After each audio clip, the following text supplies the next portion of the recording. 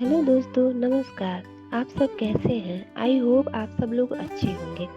तो चलिए आज हम खाटू श्याम बाबा के बारे में कुछ चर्चा करते हैं। आखिर क्यों खाटू श्याम बाबा को दीनों के नाथ, कलयुग का अवतार, शीश का दानी, हारे का सहारा कहते हैं?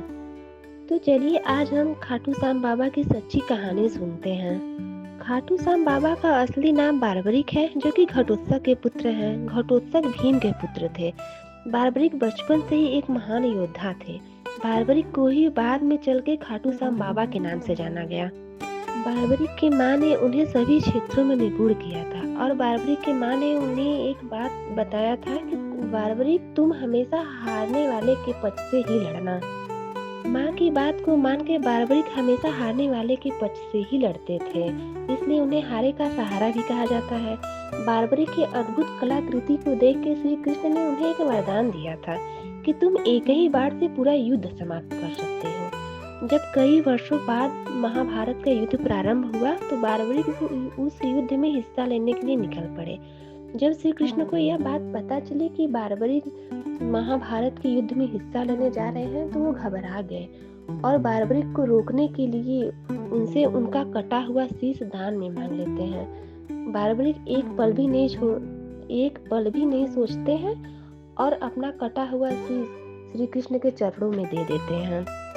श्री कृष्ण उनके कटे हुए शीश को महाभारत युद्ध के मैदान में ले जाके रख देते हैं। बारबरिक अपने कटे हुए शीश से पूरे महाभारत का युद्ध देखते हैं। जब कई वर्षों बाद समय बीतता चला गया तो राजस्थान में के शिखर गांव में एक गाय रहती थी जो कि दूध देने में असमर्थ थी।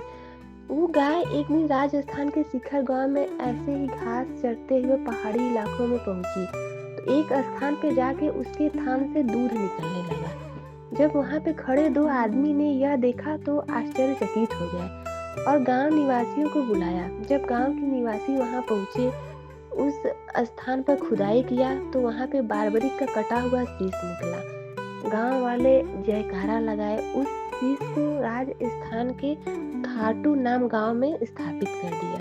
तभी से खाटू श्याम बाबा को पूजा जाने लगा। कहा जाता है खाटू श्याम बाबा के दरबार में जो जाता है कभी खाली हाथ नहीं आता है। उनकी सारी इच्छा, मनोकामना, दुख, तकलीफ, दर्द सब कुछ दूर हो जाता है।